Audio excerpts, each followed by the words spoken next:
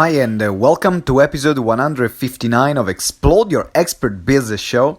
I'm your host, Simone Vincenzi, the Expert Strategist, and this is the podcast for experts who want to become the ultimate authority in their niche while making an impact in the world. And today is a special, very special episode because I did a training for my private community, for our Explode Your Expert Business private community. And with our speaker trainer Caroline King, and we did a special session covering all the aspects about selling from the stage. So whether you're selling from seminars, from webinars, this is relevant for you so that you can increase the number of paying clients that you get every time you speak on stage in a predictable way. That's why it's so important. Now, as you know, I've sold more than 7 figures from the stage, from seminars and webinars. And we discuss what are the things that you need to do and what are the things that you must avoid in order to make those conversions, how to structure the presentation in order to sell so that you're sure that sells from start to finish, and also the different type of closes that there are, so then you can find the close that is perfect for you and for your speaking style and for your personality. So listen to this episode until the end. It's a longer one, it's about an hour, longer than the other ones, but I promise you, you will find it incredibly valuable for your speaking business. You can also watch the video if you want. If you want to watch the video and read the full transcript of this training, you can go on www.gtex.org.uk/159, and also you can access bonus resources. If you haven't downloaded yet our Selling from the Stage Ultimate Checklist, what are you waiting for? Get it right now. That will help you put order in your sales presentation. Is very linked to the episode that we are doing today.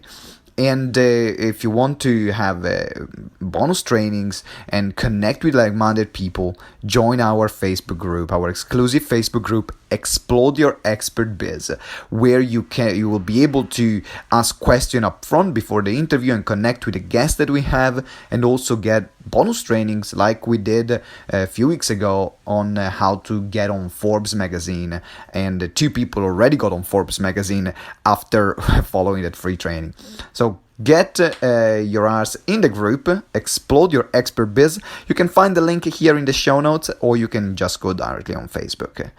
And the last call to action is to subscribe to the podcast if you haven't subscribed yet. Like, what are you waiting for? Really? This is the best podcast in the world. So subscribe right now. I'm looking forward to seeing you on the other side. Let's start the episode of how to sell from the stage. Ciao. Hello, ladies and gentlemen. Welcome to this exclusive training that Caroline and I are doing for you to help you sell more from the stage. Woohoo! Yes, it is your lucky day. It is your lucky day indeed, because Caroline and I were discussing, as we do. And, when she's not telling me off, half of the time she's telling me off. And the other half of the time, Caroline, it's true. Don't deny it. You're constantly telling me off. But you're telling me off for good reasons. I gave you plenty of reasons for telling me off. We can say it.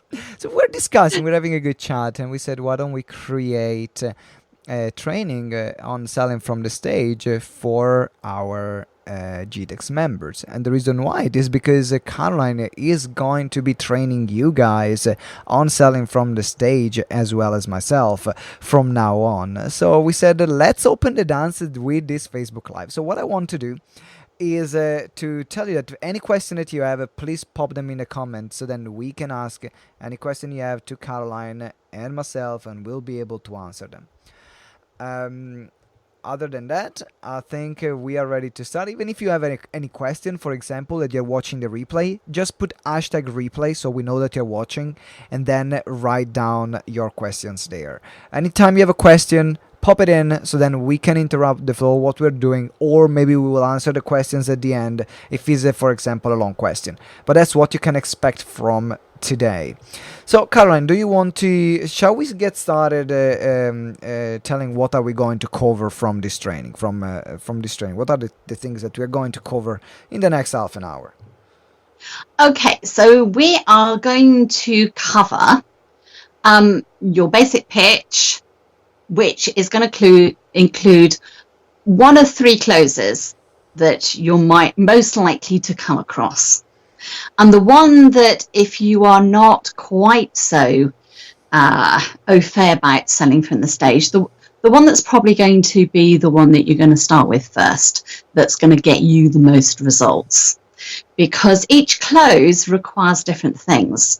And, you know, the one at the end that we'll discuss, it really needs you to have really good speaking skills, really needs you to, I think, have quite a bit of experience to really start to make it work for you.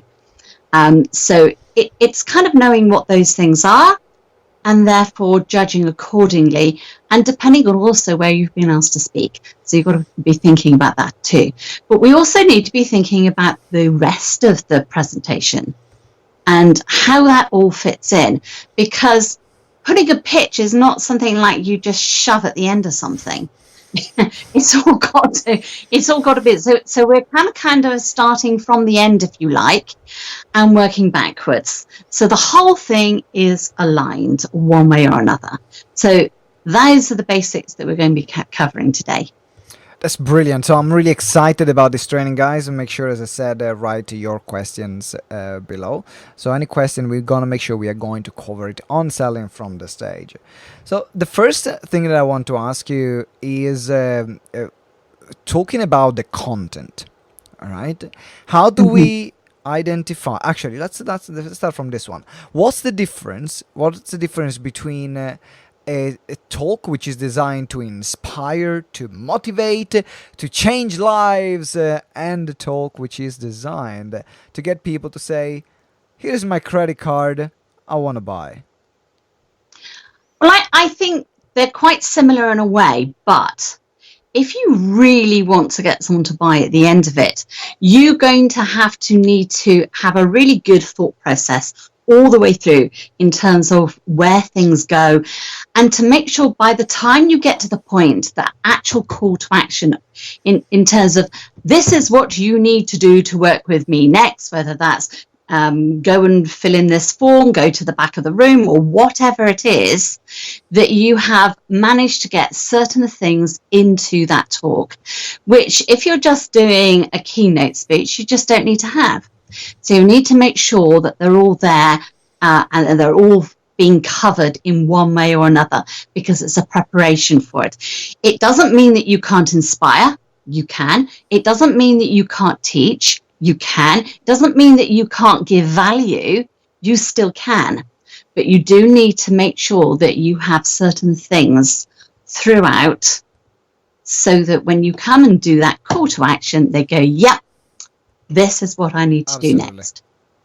Absolutely. And it's about making sure, because as you said, is both of them, they are designed to inspire, to people make an action.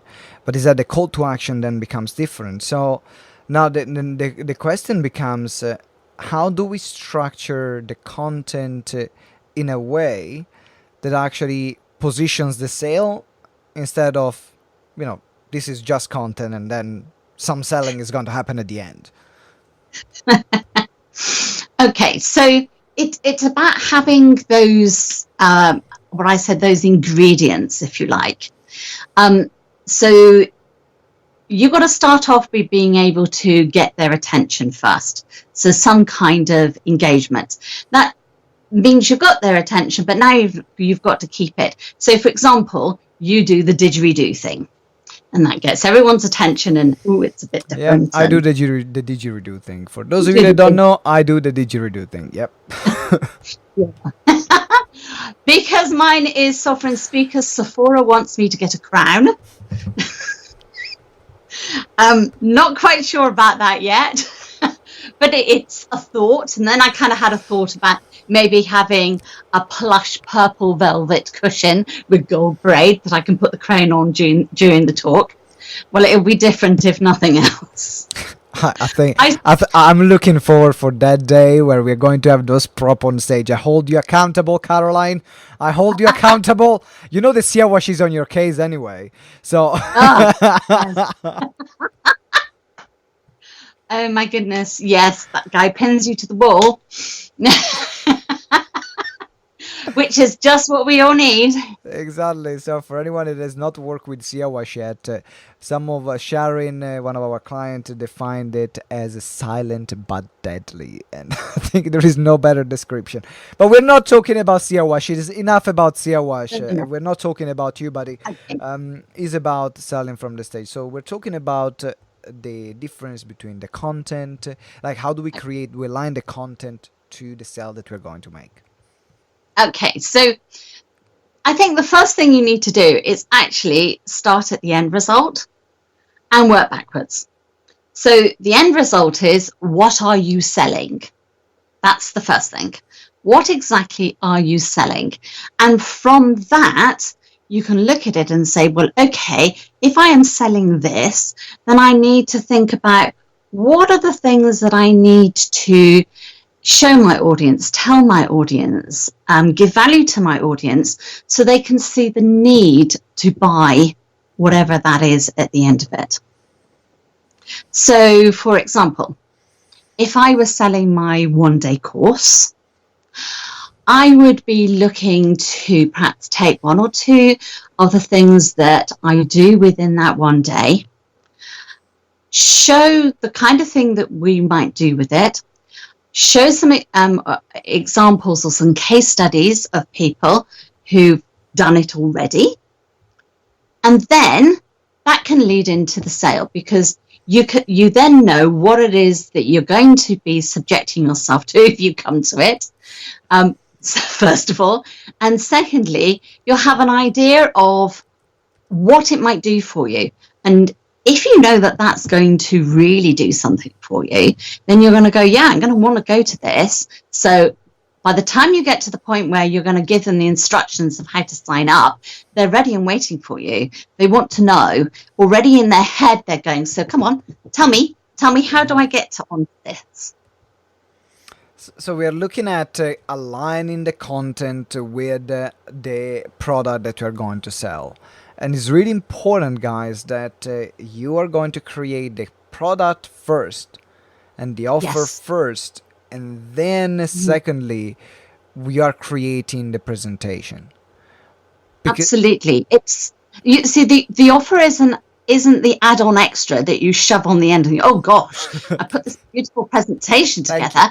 Now what am I going to sell? No. That's where you start. What am I actually selling? So, I mean, it could be anything. I talked about my one-day workshop. It could be a coaching program. It could be one-to-one coaching. It could be anything.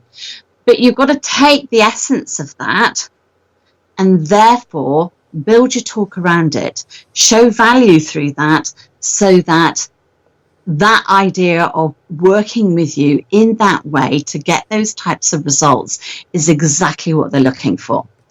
So you've got your offer, and that from that point you can then start to go from the other direction and think about how you're going to add value, how you're going to show that it's going to help them so they want to come and do it with you as well. Now I want to transition, now that we have looked at what's the difference between a presentation that sells and a presentation to inspire, how to create the right content. Now I want to look at the structure. So before we talk about the close, we're going to talk about the close at the end, because guys, we have different closes that we can show you. But it's important to start well from the beginning, because if you start in a way that is not conducive to the sale, then you're already lost up front. So Caroline, can you walk us through a structure, like what's the best structure to create the presentation, looking at the elements that we need to have from the very beginning, so then we can create that conversion and the buying signals from the very get-go? Okay, so there are various different structures out there. As most of you know, I use my SpeechMaker matrix, which is a 9-box structure. So right from the get-go, it's about introducing yourself and what you do. And you need to do it in such a way that's, as I say, engaging. You do that through the didgeridoo. You align the things to do with that didgeridoo into what we do in business. And immediately they see the correlation, and it's different. So people have basically, you've got people there and then. So that's the start of it then. But you've also got to start to position yourself as an authority so that you are the person who knows about this. So you're not just someone who's just tripped up and, oh, I'm just going to do this, that, and the other. No, you're the expert here. But not only that, you're more than that, you're the authority. So you're looking to position yourself, your credibility, your topic and why it's important, and what problem you're solving. Because at the end of the day, we're all in business, and because we're in business to solve problems. We're not in business to, that's our main thing to do with business. Solve problems for other people. And we're using our expertise, our knowledge, our experience to help people to do that, so they can hopefully shortcut different processes that perhaps we've been through, which took us longer to get to where we wanted to be. And now we can help people shortcut that process to get there. So it's really important to show you've got that expertise, you're credible, and you're the authority. So if you have to give a checklist of the things that we need to tap on in between, at the beginning, like what are the things that we need in bite size? What are the things that we need to put at the beginning of the presentation for a presentation which is designed to sell? Recapping what you already said. Okay, so we have got to have that engagement, some way of I always think it's almost like metaphorically grabbing them by the throat and getting them to listen to you, but perhaps not quite so. But in a fun way. It's about. It's a fun way though, not that sort of up against the wall type of thing. It's that kind of. You said grabbing them by the throat. But not. I understood grabbing them by the fruit. The fruit? That's why I was like, oh, sorry, Caroline. There was. Okay, which would you like? No, exactly. There was a big mistake. I originally understood you said grabbing them by the fruit. I'm like, okay, Caroline, I wasn't expecting that from you. But after your stand-up comedy, I think I've seen everything now. So okay, so we grab them by the throat, not by the fruit. Okay. Yeah.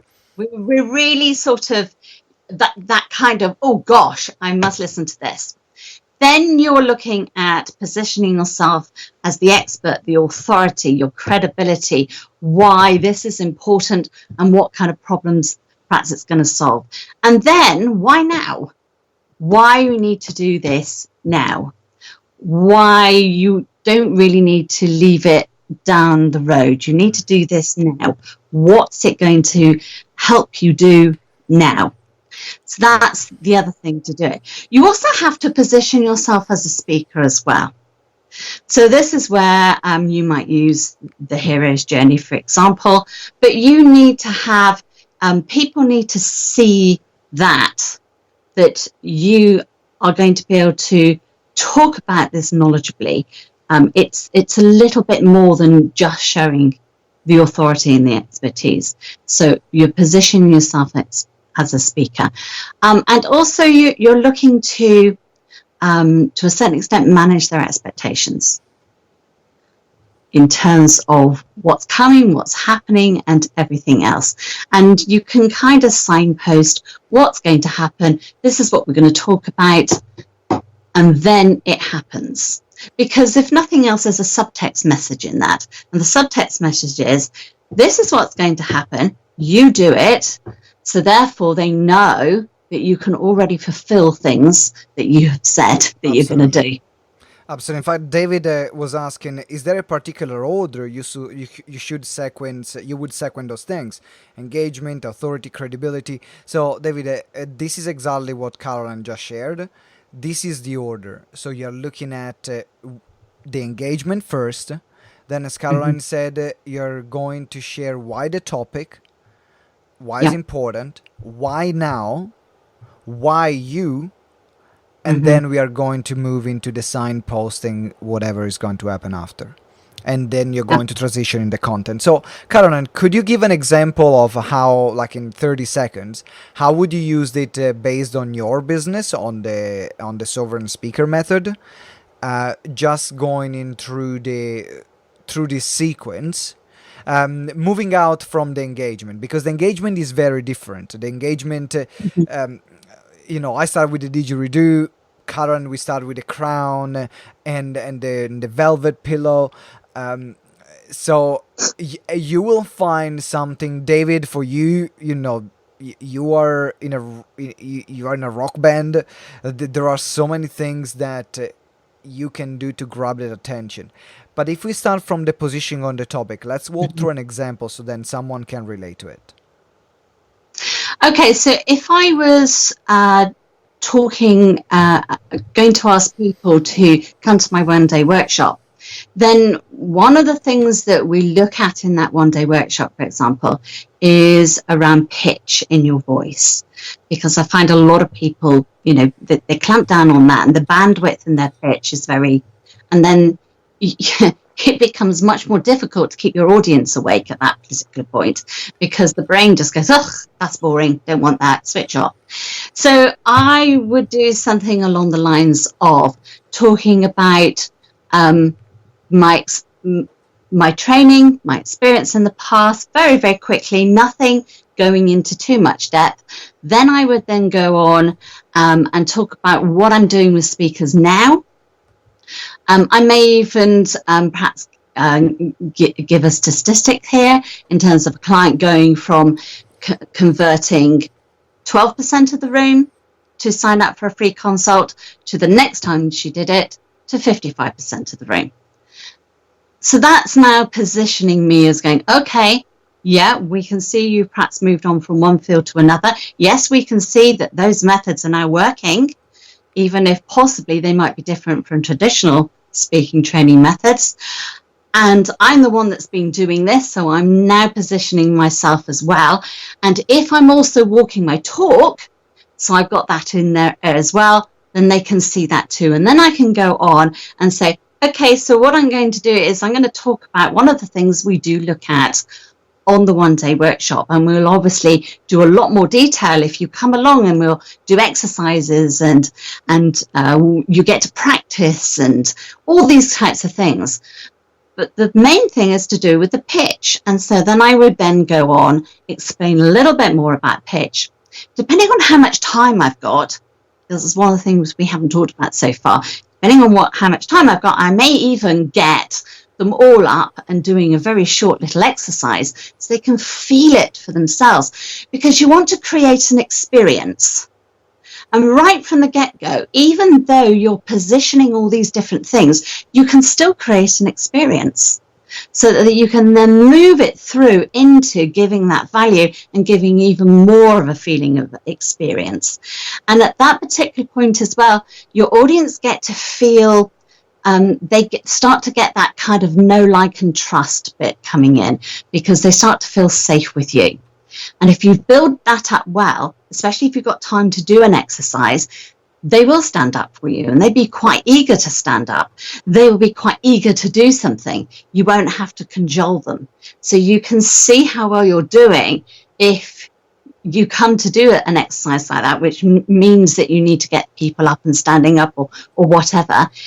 If they do so really willingly, you know you're doing your job. So you need to be all the time sort of analysing as you go through as well how things are going and what you need to do. Because If things are not quite going in the way that you want them, this is the time to then start changing that around a bit as well. It's always being on the ball. At the end of the day, you're communicating with these people. You need to connect with them. You need to connect on an emotional basis, on a thought basis, on an ideas basis, giving them that experience. That's absolutely brilliant, Caroline. So now we looked at from this point. Now we are transitioning into the content, and what you did really well in giving the example. And this is something that I encourage everyone to know and to do. And this is also why it's so important that you have your program created up front and your offer clear up front before you create a presentation, because as Caroline said. So she said, today we are going to work on your pitch, but when you come to the 3-day workshop or the 1-day workshop, we are going to explore also this exercise in much more details. We'll have more time to do more exercise, and therefore it will be more effective. However, for the time that we have right now, I can focus only on the pitch. So then she made the audience aware that there was something more that was going to happen, and it was going to happen soon. And so when she will mention in the pitch at the end, that doesn't come as a surprise.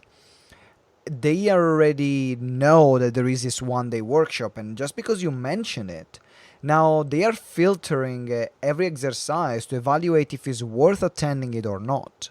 If it's worth then buying it or not. If you are full of crap or actually you know what you're doing.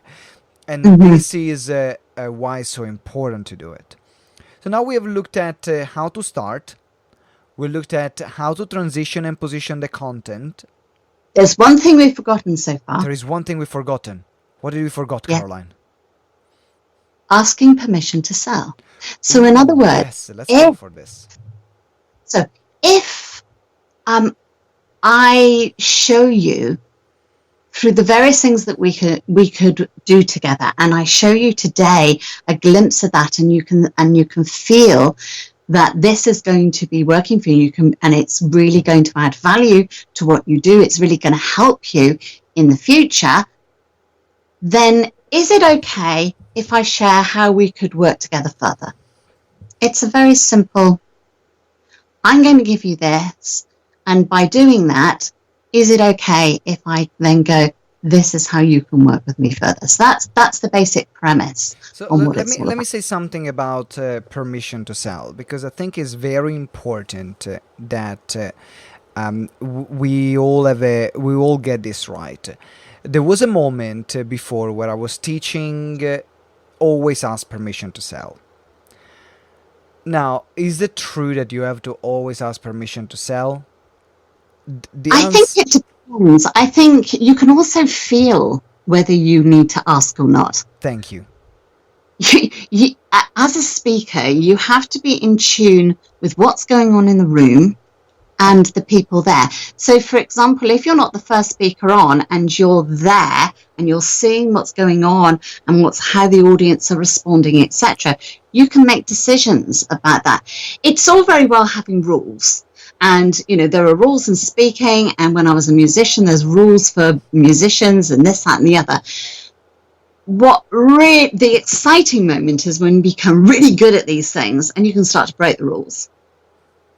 And you can break the rules because it's based on what it is that you feel from the audience.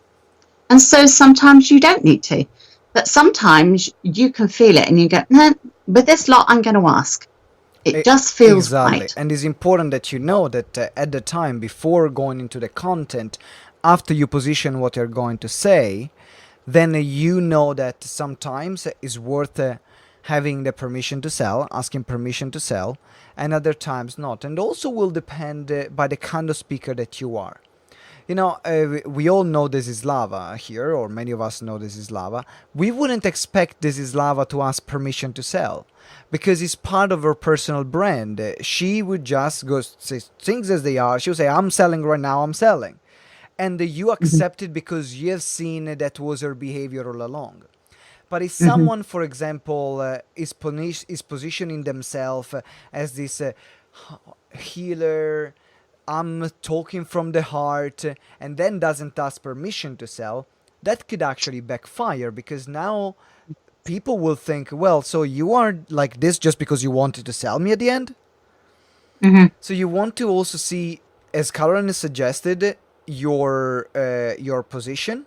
So as Caroline said, you want to understand who you are talking to, what's the audience, what's the feeling that you have with the audience, and also you want to have an understanding of who is your brand, and as a speaker how you're branding yourself. Mm-hmm.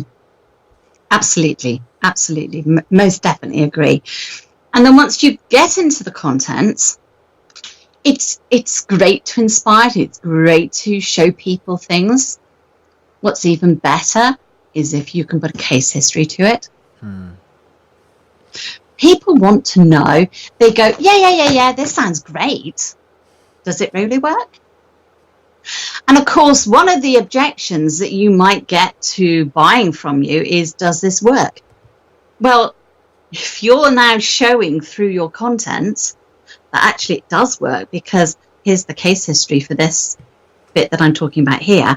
And when you talk about perhaps this other thing here, here's the case history for that and why it worked.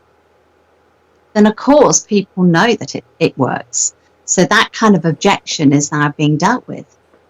And I think also if you've done quite a lot of talks, because now I've mentioned the word objections, I think there are two things you need to think about. One is that if you haven't done a lot of these things, then it might be as well to think about handling the objections all towards the end in the call to action, because you know it's there, you've got your head space in and you can do it. But later on, it's a bit like anything else when you're teaching other things. So, for instance, if I was teaching rhythm within music, I'd teach some very simple rhythms that are on the beat, and then I would have some more complicated ones which go around the beats, and then I would move on so that you're then taking the emphasis off the beat, and then you can really start becoming. So there's layers, basically, is what I'm saying. So your basic layer might be here. Here's the objections right at the end, and it's all nicely, neatly packaged.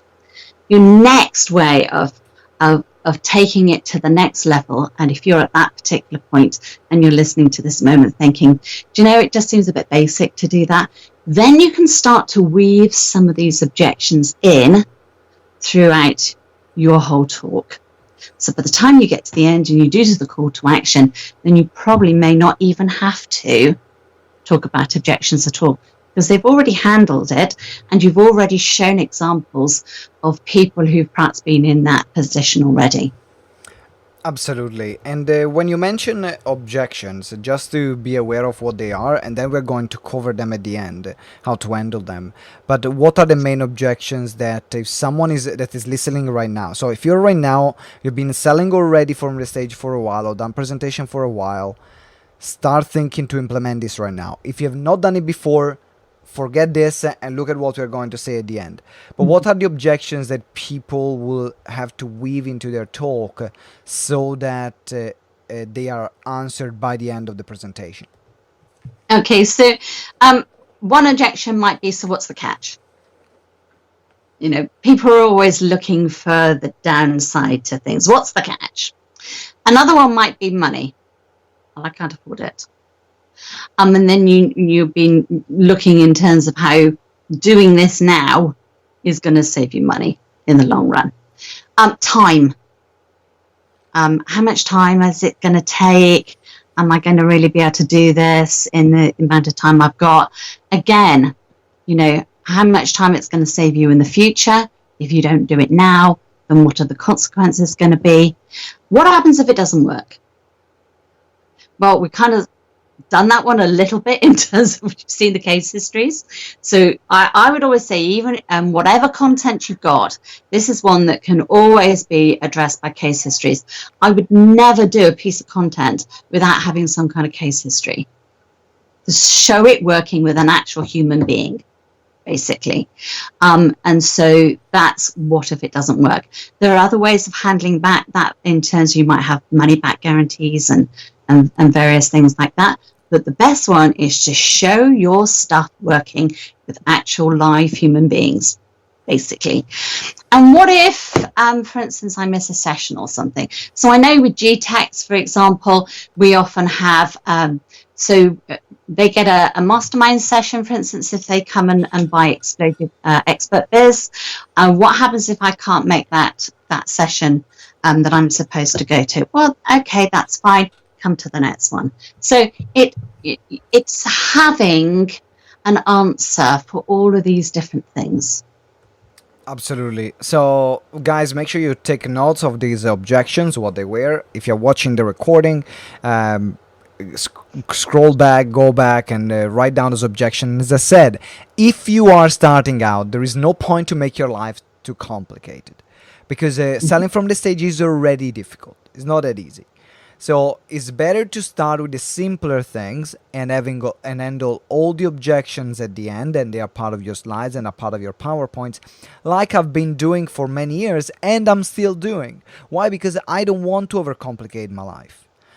But then you arrive to a point where you want to start handling all the objections, weaving with stories. So knowing what the objections are, the answers, then they become part of your presentation. And that's why they are so powerful. So now we transition, we are talking about the content. Is there anything else that we need to know about the content that is important to address that we haven't shared so far to then position the sale and also give a fantastic experience?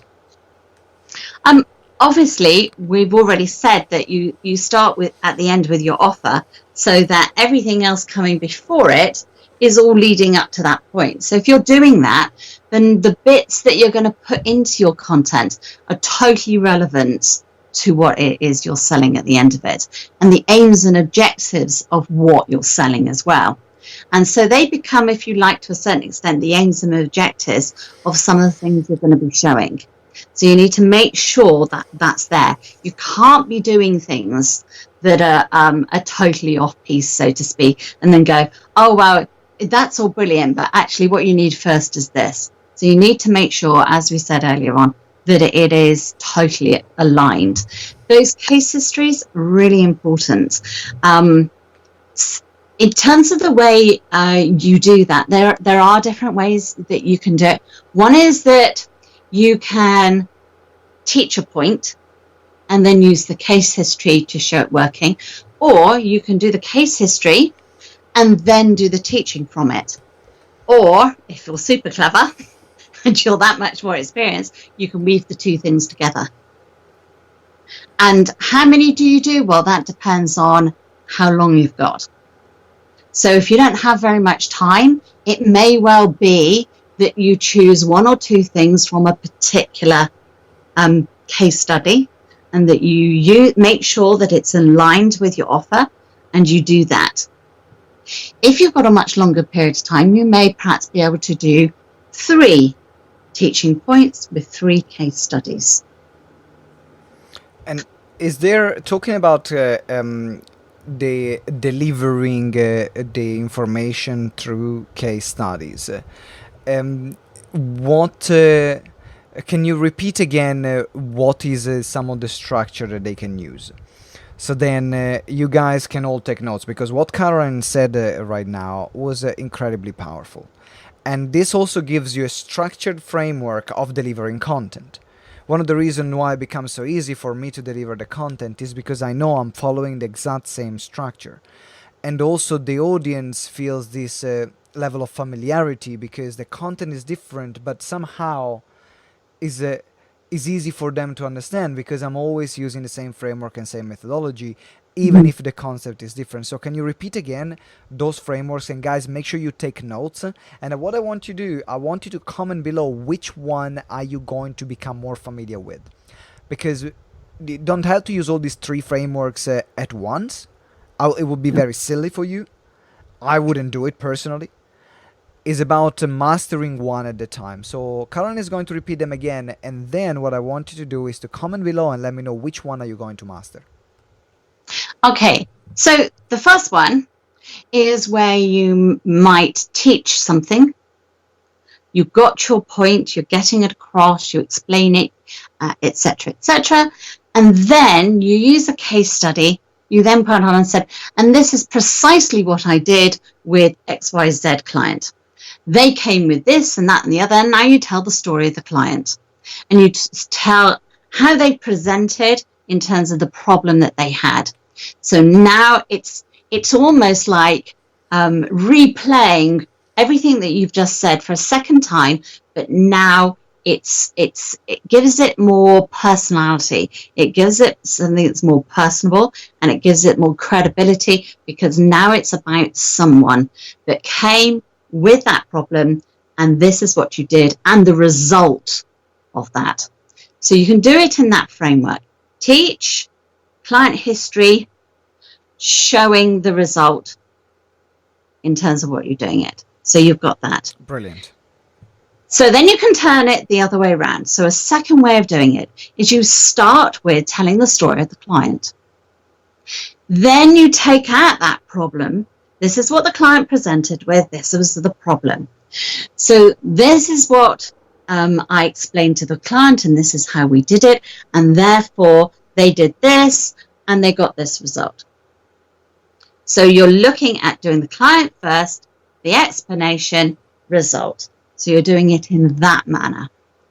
And then, as I said, you can then, if you decide to get a little bit more clever about these things, which we all do because we become more experienced, you can start to weave it together a little bit more, so that you're teaching alongside the story and the client, and it all gets there. But at the end of the day, the audience still get, this is the point I'm talking about, this is how it's working for the client, and this is the result they got from it. In other words, I can get that result too. Brilliant. And now from the content, we are transitioning in the close.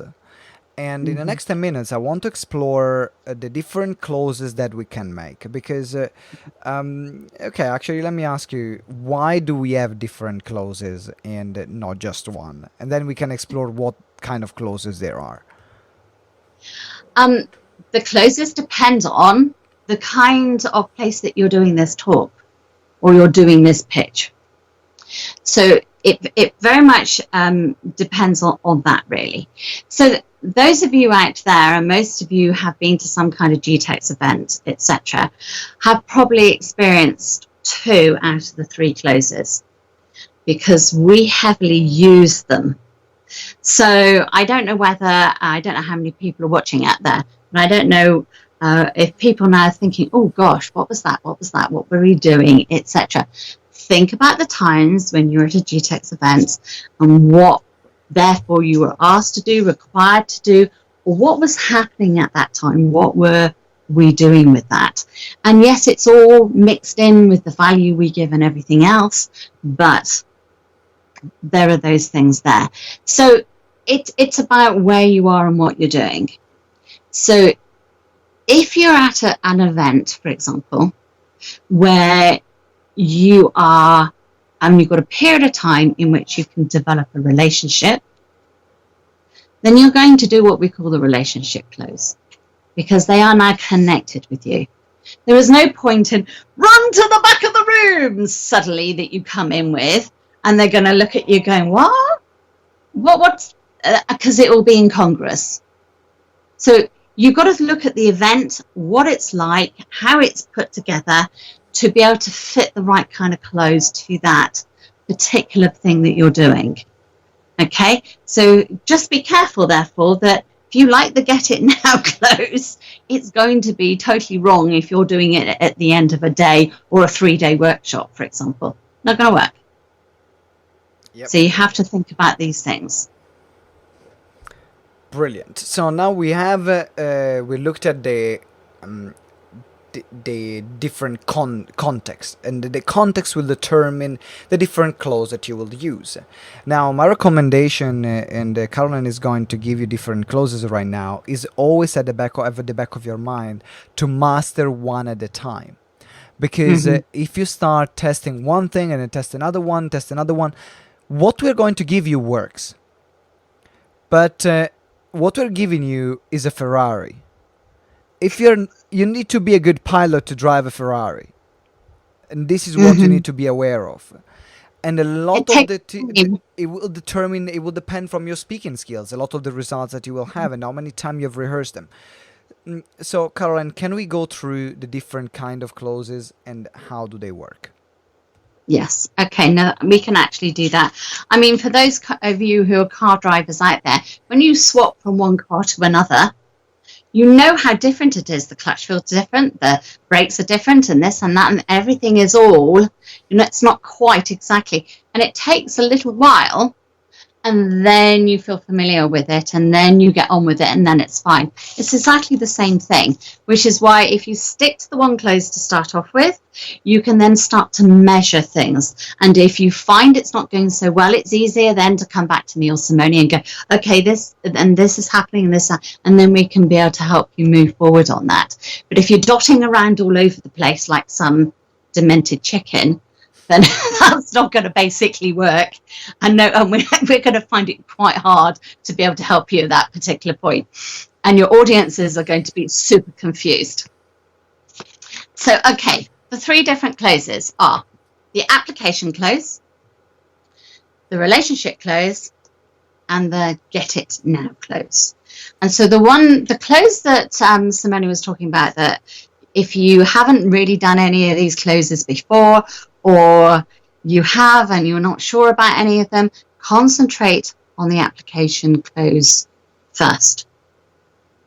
That's the one to really go for. And then you can start to look at the others at a later date. Would you say that was fair? Yeah, absolutely. So the application close is the number one that I want you to master, and this is what we're going to explore right now, because the get it now close is very difficult to master, and I'm going to do, if you want to know the get it now close, there is the training that we have, the other training on the membership site, the sell from the stage like an Italian stallion, that you can check out, and also, what are you laughing at? It's that phrase, Italian stallion. Sorry. Are you undermining my masculinity, Caroline? Or you. Okay, I told you that Caroline spends about 50% of her time telling me off, and I started there. Everyone is having a great time, Caroline. That's what I can say. Everyone is laughing like crazy on Facebook. I'm glad they're enjoying it. Learning should be fun. Learning should be fun. Learning should be fun. I should have a great time. So, question. Now we're going to do a more in-depth training on the Get It Now close, which is going to be a training on its own, which I'm going to do in the next few days. And it's important that you know how to do it in the back of your mind, but it's not the one I would recommend you to start. We're talking about the application close. So, Caroline, how does the application close work? Can you give us a run through of how would you use the application close when you work with one of our clients or when you are doing a workshop yourself? Okay, so there are one or two things that I would try and put in place first. So if you are going and speaking somewhere, try and get a slot that's before a break. That's the first thing, because you are asking people to perhaps put their details down for you and things like that, and it all takes a little bit of time. And if you're having to rush people through to the next speaker and things like that, then you're going to lose people along the way. People don't like to feel rushed at this particular point. So do try and make sure that you're just before a break. And I've just realised that, of course, on the 20th, when we do that, is I'm not before a break. Nate's got the break. So I will have to be super clever about it. Now... Yes, you will. I will. Yes, I will. But it's okay. I'll work it out. Not a problem. So your application depends on where you are, how long you've done, and what you're doing. Because if you're a lifetime member, you will remember you filled in an application form. Now, if you have just got a talk for half an hour, which is what's going to happen to me on the 20th, no one's got time to fill in an application form. So this application bit will depend on what format it takes, depending on where you are and what you're doing. If you've ever been to our free one-day event, we also get them to fill in a bit of an application form as well. You've got time to do these things. And so at the last free event, for example, Simone did the pitch, we gave the application forms out, and then we had a break. So they had time to fill it in.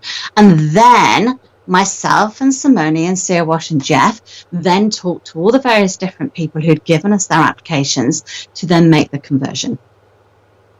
So that's when you've got super lots of time. But we don't all have super lots of time, which I won't have on the 20th. And you won't if you come and do one of the slots at the speaking gigs either. So it's about making sure that you get your timing right.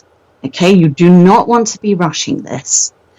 But also, you don't want to be spending half of your half an hour doing this either, because it'll bore the pants off everybody. So you need to make sure that you get the right kind of dimensions in there. And what you're doing is you are exposing people and giving a call to action where they have to put something down. Now, for some people, what they've done in the past is they've done a little form. They've done several of the forms, and what we've done is we've given a form per row. So that means you need somebody there to do that. Now, if you're at a GTEx event, then you usually get me doing it. It's part of what I'm there for, which is fine. But if you're going to somebody else's event, find out who's going to do it.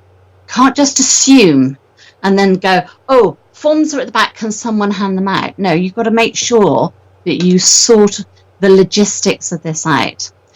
Some people might have individual forms, so you'll just go around, you'll give a certain number per how many people are in a row, and then you can go around and collect them up and around. And so having someone who's done that before, who can do it efficiently, and it looks nice and simple, and it doesn't look messy, that all sends messages to people, subtext messages. So someone who can just do that, no fuss about it, not worried about having to rush around like, that demented chicken thing again. And it, just get it so that it's nicely done. And while that's going on, you can then talk in terms of that call to action. So for our GTEx events, for Purpose to Abundance, you normally are offering a free consultation. And so you'll be introducing that consultation, what will perhaps happen in that consultation, what they're going to get from it, the purpose of it. And while that's going on, that's where you have got somebody coming out. And then you need to tell them what to do. Okay, you can't just assume that it's obvious there is a form, because when you get a whole load of group of people together, it's pack mentality now. It's not individuality. And so they actually need to tell them what to do. You are not being, I had a word in my mind then, it's gone completely out of my head. But you're not being mean about this. This is not treating people badly or anything. Manipulative. It's just, it wasn't the word. It was a bit more, I don't know. It might come to me later. Mm-hmm. But it's, some people think, oh, for goodness sake, this seems so awfully simple, and these people are adults and you're treating them more like 2-year-olds or whatever.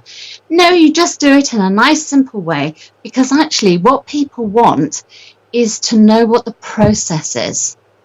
Now, you may think the process is really simple and really obvious, but actually what they want is to know what that process is so they can actually just do it and do it quickly. They don't want to be there working it out. So Caroline's coming around with a form for every single row. If you would like a consultation, all you need to do is put down the information for me and pass it on to the next person, and she'll collect it at the other end. Really simple. Absolutely. Really So it's you know, about being very clear and making the process slick. Karen said, making sure that you have someone giving application. Sometimes you will find that if you are in a small room, sometimes you will give presentation in front of 5, 6 people. You can hand over the application forms yourself if you don't have anyone else. If you're having a presentation with 20 people, that's different. It's better if you have someone else to help you out. Caroline, one more question before we wrap up this training. Do people need to know the price in the application clause before they fill up the application, or is that not necessary? It depends on what your offer is. So at the GTEx events, we're always doing a free offer, and so therefore you're saying it's free. If you were actually selling something, but yes, you do need to know what that price is. And the price, but also I would suggest that you give an incentive to buy now rather than to wait tomorrow. So the incentive is there, whether that's a bonus, whether it's a discount, or whether it's a combination of the two. They know that if they sign up now, they'll get that bonus and that discount now, whereas if they leave it tomorrow, then they won't get that. They'll just get the course. And so it just gives that a little bit extra as far as that's concerned. And if someone is worried about it, especially if you're before a break, you can, because sometimes people might have questions. You don't want questions to happen because you've given them instructions to do. So all you do to deal with that is say, we're just coming into a break. Come and see me at the back in a minute. Absolutely. Really simple. Absolutely, and this is the beauty also of the application clause, because there are some situations in which, for example, Caroline said right now, where you will mention the price of the program, and you will say, this is the price, if you want to sign up, we're not accepting everyone, fill up the application, and then we'll get you started. But if you are, for example, having an external speaking gig and you don't have the time to do a proper pitch with the price and everything, it's important to mention the benefits of working with you. What is the average of the program? For example, I would say if I have to sell my 3 days, I will say what people are going to experience on the 3 days. But then I will not mention the price. I will say I will have an incredible offer for you. If you want to participate and get the offer, and at this time they don't know what the offer is, please fill up the application form right now, because otherwise that will become, the moment they buy now, it becomes a get it now clause, which is much more complex and you will need more time with them. The beauty of the application clause is then you can use it if they know the price, like Caroline said, and also you can use it if they don't know the price as a way to start a conversation, and then you will follow up with a sales call, or if you have a salesperson following up with a sales call, but you have people that have already applied for it. And is always good. I was actually doing a great interview for the podcast with a guy called Joel Airway, and he does selling through webinars. And all that he uses from webinars most of the time is an application clause. And the reason why, he said, because I want them to be able to close them on the phone. And in particular, when you're having the consultation on the phone or via Skype or via Zoom, the price becomes less of an issue, because instead of, when you're selling from the stage and you're using a get it now clause, you have one option, maximum two, that you're going to share. Which means if someone cannot afford it, or there is other negotiation will not happen there. While when you're doing the application clause, if they don't know the price, then once you're on the phone, you can get someone, to buy even a £50 program. Yeah, because absolutely. If they might not be able to afford the one that you have for 3,000 or 5,000 or 10,000 or whatever.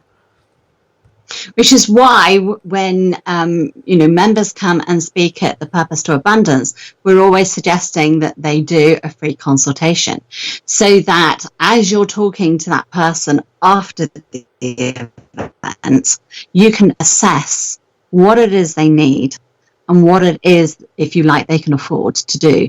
Because even if you get them in on something lower, and I'm sure you've seen this, Simone. Perhaps they've bought into the online membership, for example. Then later on, when perhaps circumstances change and they've had value, it's always easier to sell to people who have already bought from you. If you're selling to somebody who is totally new, there is this whole big process. You've got to get them to know, like, and trust you, and that takes a certain amount of time. Now, you can shortcut it to a certain extent when you're standing on stage because you can get that connection. But of course, on a webinar, for example, yes, you can get a connection, but you can't judge that connection. You can judge by a certain number of perhaps points that people put in the chat, but not everyone's going to put anything in the chat.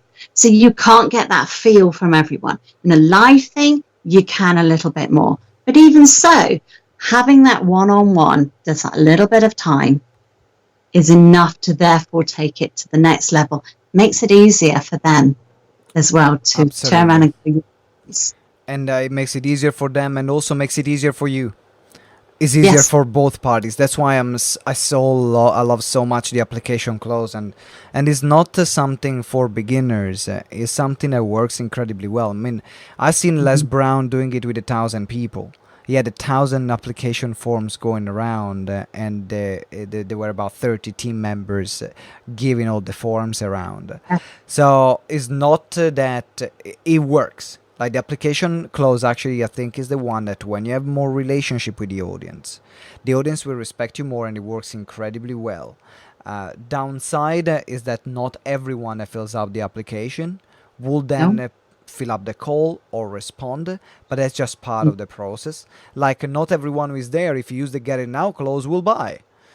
Well, yes. And that's part of it. So I needed right now, it's time to wrap up this incredible training. It was so good that it was supposed to be half an hour, and it's almost an hour now. And God. yes. I'm scared. No, sorry, Caroline. It was so bloody good, and this is going to go up as well on the membership site.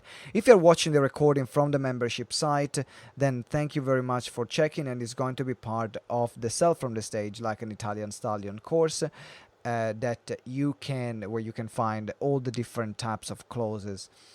And now Caroline is going to help you guys as well selling from the stage, and in particular, if you are at the beginning and you have not done at least 100 seminars selling, then Caroline is going to help you out from now on with designing your close, with rehearsing your close, and working on that because it's something that a lot of our members needed, and I didn't have the capacity to work with everyone in the way they needed. So that's why we trained Caroline properly, and Caroline has been incredible in showing great results at her one-day workshop and the other presentation that I've seen her speaking. So I know that you are in safe hands working with her, because she knows her stuff and will help you to create a high converting pitch, and in particular matching it with helping you standing out as a speaker, because you need to have both. You need to have the great car, and you need to be a great pilot, and then you can win the race. If you just have the great car and you're an average pilot, yeah. If you are a great pilot, and you have a Fiat 500 instead of a Ferrari, you're not gonna win the race. So, Caroline, thank you very much for this incredible training. Guys, what I want to do, for those of you that are still watching here, I want you to share what was your biggest learning from this training that we did today.